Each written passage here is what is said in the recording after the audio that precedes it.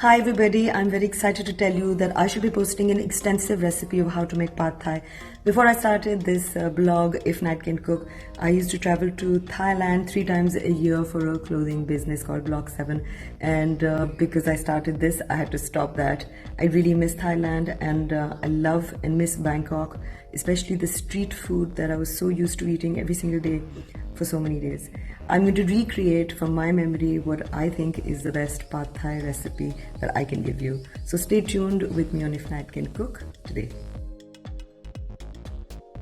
Okay, so I am going to start with showing you all the ingredients. There's quite a few of them. Do not get overwhelmed. Pad thai has a special sauce that I'm going to prepare first, but let me show you the ingredients. These are the ingredients, and because this is an extensive tutorial video on how to make an authentic pad thai, I'm going to tell you exactly how much of what I have used. So without further ado, I'm going to get started. I like to use these rice sticks. I'm using 10 mm. You can use something slightly thinner. How I cook this is I add it to boiling water, but I do not boil it. As soon as I feel it's al dente, after it's been soaked for a little while, I strain it. This is a 400 gram packet, but I should only be using between 250 and 300 grams. I'm using 300 grams of thinly cut and sliced chicken strips. Thin because it'll cook fast. Now you can also use shrimps, but because chicken is more widely eaten, I have chosen that for my recipe today. Half a cup of yellow bell pepper just for color, some lemon. That's a cup of tamarind juice. I made the juice by adding water to tamarind. That's at least a tablespoon and a half of fish sauce. There's 2 tablespoons of sesame oil, 2 teaspoons of red chili flakes. Now this is dried shrimp paste. You can totally omit this, but it's very authentic. 1 cup of onions chopped. The recipe calls for scallions, so if you live abroad, you can pick that up. Otherwise, what I've done in this cup is half of it is the white part of spring onions and half of it is regular onions chopped. Some basil leaves, a cup and a half of really nicely washed bean sprout. There's good in this. Brown sugar, you can use cane sugar and a little bit of regular sugar. That's at least 2 tablespoons of chopped up garlic.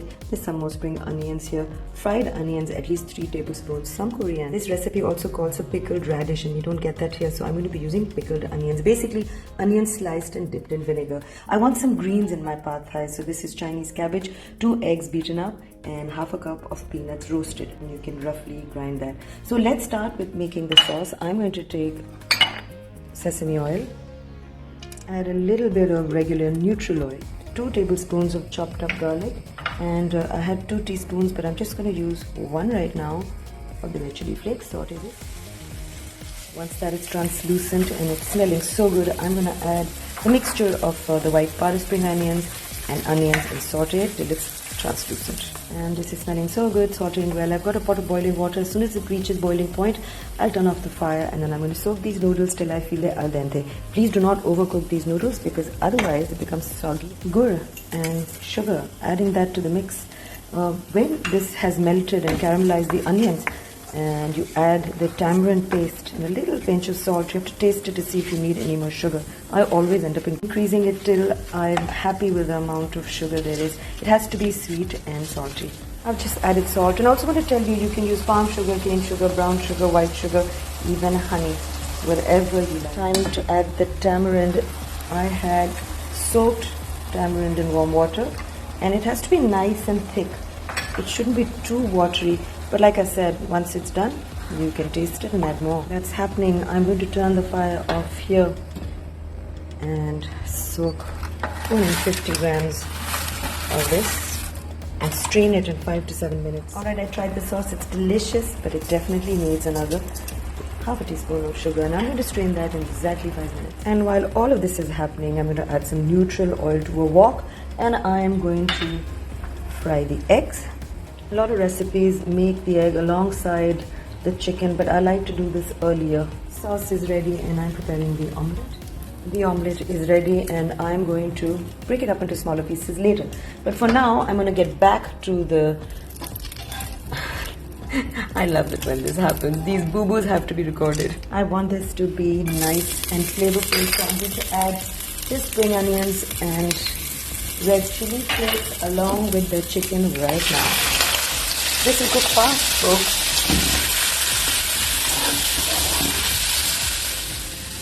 The tamarind sauce is cooled down. I'm adding some fish sauce. I feel fish sauce evaporates if you cook it, so I'm adding that now. That's nearly done. I'm adding some salt. At this point, I feel I need a little umami, and the Thai don't do this, but I love to add at least 1.5 tablespoons of soya sauce. Let's come to a boil. I'm going to add the al dente noodles. I also want to tell you that unlike commercial kitchens, we don't have the use of very high fire in our kitchens. For some reason, we don't get that kind of flame. I suppose it's also because of the lack of gas. I don't know what it is. But we have to make do with whatever we have. This is the highest flame that I've managed today. So this is it. I'm now going to add the sauce into it. Just look at that. Smelling so divine. And with that, lots of bean sprouts. You have to use bean sprouts in this recipe. Can't do without it. Some greens. Some coriander. Some basil. The dried prawn paste should have been added just before all of this, but I'm human. I can make a mistake. I'm adding it now. And I'm going to stir this and fry this on high heat and mix it all up. And that is optional for color. I've added yellow bell pepper. Add the pickled onions, which is also optional, and lots of sliced spring onions.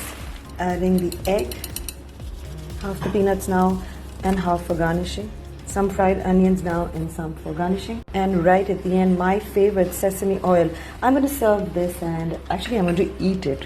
So really looking forward to this. It's smelling so good. Okay, so I'm going to garnish this.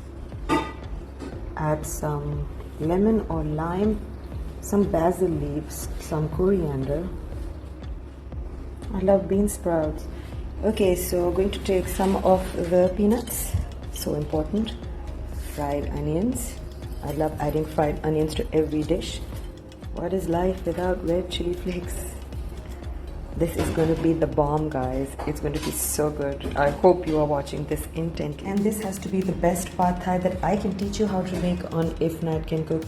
I hope you guys enjoyed this recipe, and I hope at some point you're going to think of at least making this. Now that wasn't too difficult, was it? It is a bit tedious, but at the end so worth it. I've given it my best, guys, and I hope you've enjoyed watching this recipe as much as I've enjoyed making it. So I'm going to enjoy it for lunch, and I hope to hear from you soon. Thank you for watching.